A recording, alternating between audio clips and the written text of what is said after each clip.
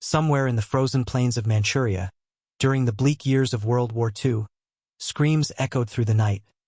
Not from soldiers, but from men, women, and children strapped to metal tables inside sterile white rooms. Outside, a red sun flag flapped lazily in the wind. Inside, life and death were being redefined, not by the will of God, but by the scalpel of a man in a white coat. This wasn't a battlefield. It was a laboratory, and its name would become one of the darkest phrases ever whispered in human history, Unit 731. When Japan invaded Manchuria in 1931, the empire was hungry for power and terrified of falling behind the Western world. It needed weapons that could shift the balance of war. Not just bombs or bullets, something more invisible, more terrifying. So, the military secretly created a research facility under the command of Lieutenant General Shirō Ishii, a brilliant but utterly ruthless army doctor obsessed with biological warfare. Ishii convinced Japan's top brass that diseases could be weaponized just as effectively as artillery. And the emperor's army agreed. Officially, Unit 731 was called the Epidemic Prevention and Water Purification Department of the Guangdong Army. Sounds harmless, right? In reality, it was a cover for the most gruesome human experimentation program in modern history. Built near the city of Harbin in occupied China, the compound looked like any other military base. Guard towers, barbed wire, barracks. But behind its concrete walls, prisoners disappeared and were never seen again. The word Maryuta in Japanese means log. That's how the scientists of Unit 731 referred to their victims, not as humans but as logs for experimentation. They even used the euphemism in official documents. We've received 500 new logs today. Most of these logs were Chinese civilians and prisoners of war, though the unit also used Russians, Mongolians, and even captured Allied soldiers. Men, women, pregnant mothers, children, all fair game. The experiments were done without anesthesia, because Ishii wanted to know how the body reacted in its pure, unaltered state. To him, pain was a variable, not a concern. A visitor walking through the gates of Unit 731 would have seen brick buildings connected by narrow corridors. A hospital ward here, a laboratory there. It looked almost ordinary, until you heard the screams coming from behind the locked steel doors. One room was used for vivisection, the dissection of live subjects. Prisoners were tied down while surgeons cut them open to study organ function in real time. Hearts still beating, lungs still expanding. Sometimes they removed a stomach, reattached the esophagus directly to the intestines, and waited to see what would happen. Other times they amputated limbs, and then sewed them onto the opposite side of the body, just to see how long it would take before gangrene set in. Doctors wore rubber aprons splattered with blood. Students took notes. No one flinched. Manchuria's winters were brutal, sub-zero temperatures, cutting winds.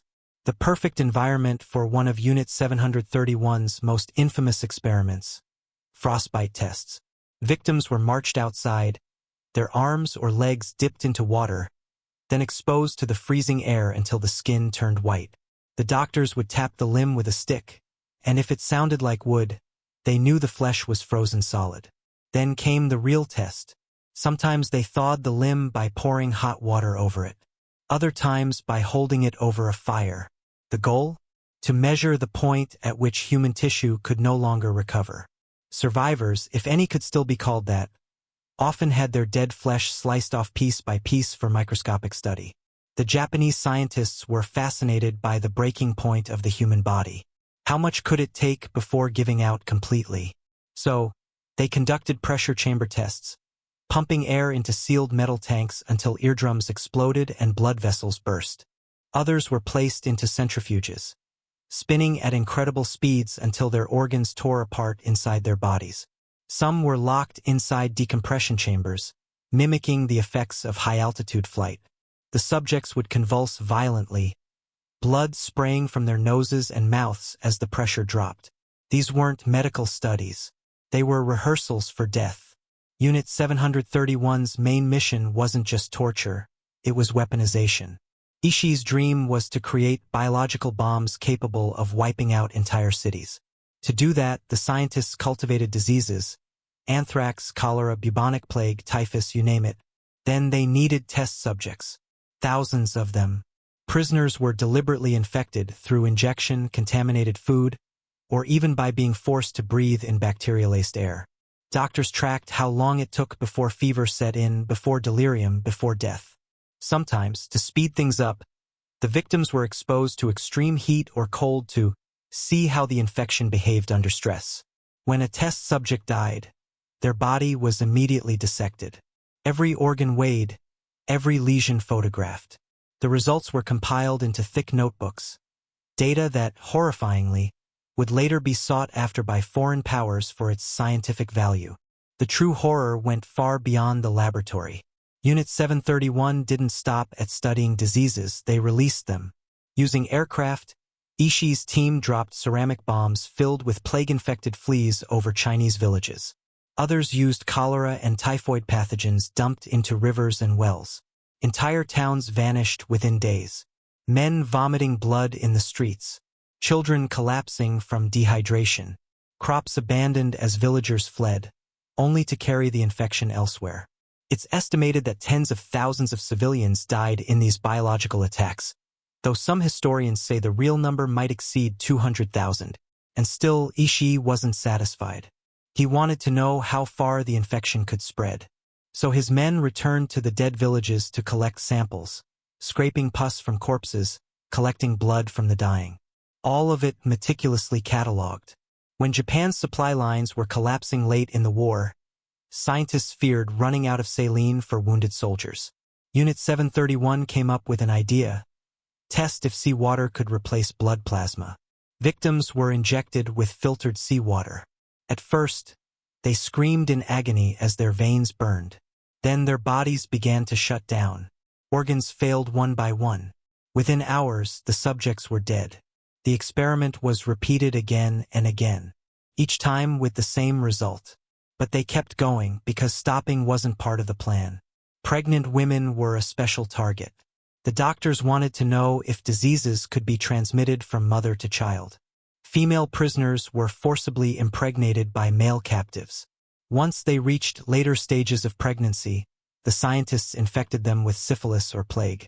When the women went into labor, they were dissected alive, fetus and all, to see the effects on the unborn child. The clinical notes from these sessions read like horror scripts. Fetus displayed early-stage infection. Heart still beating at extraction. To the men in the lab coats, it was data. Nothing more.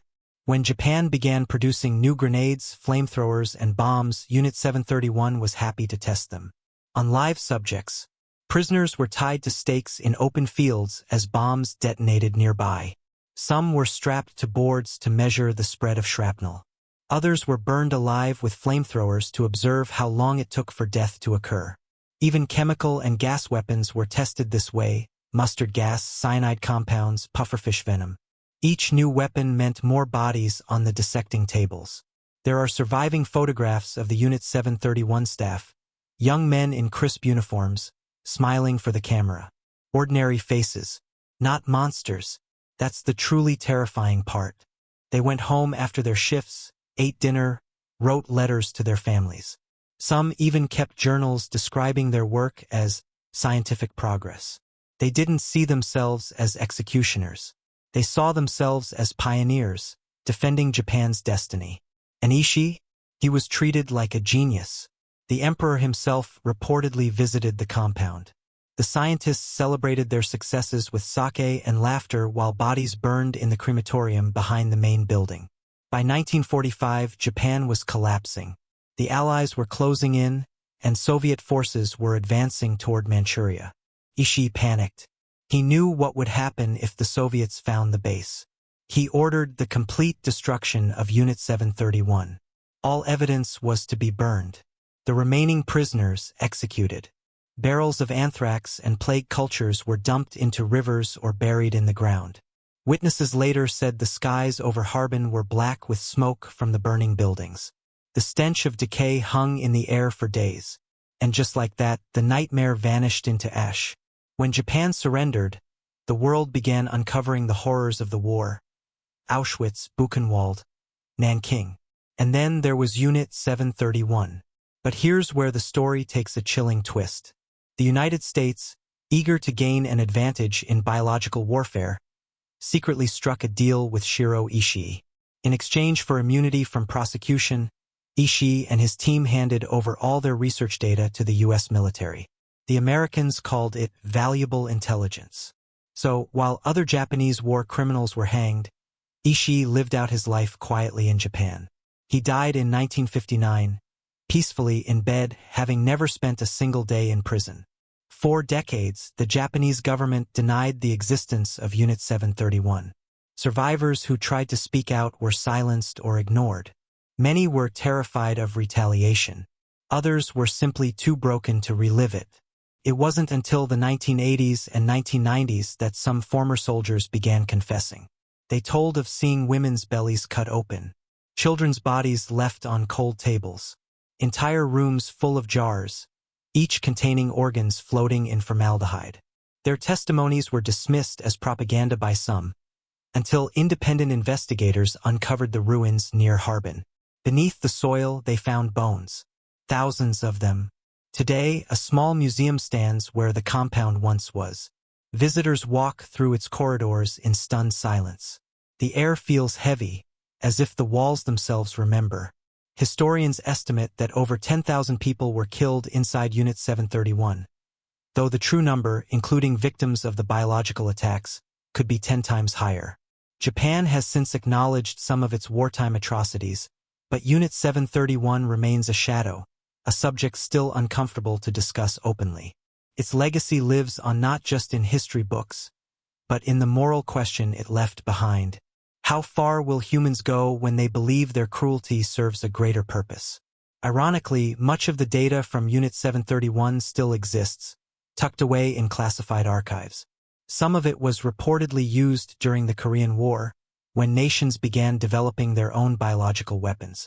The victims of Unit 731 will never be named. Most records were destroyed, their bodies burned, their ashes scattered. But their suffering remains one of the darkest warnings in human history. Proof that progress, when divorced from humanity, becomes something monstrous. Because the line between science and horror is thinner than we'd like to believe.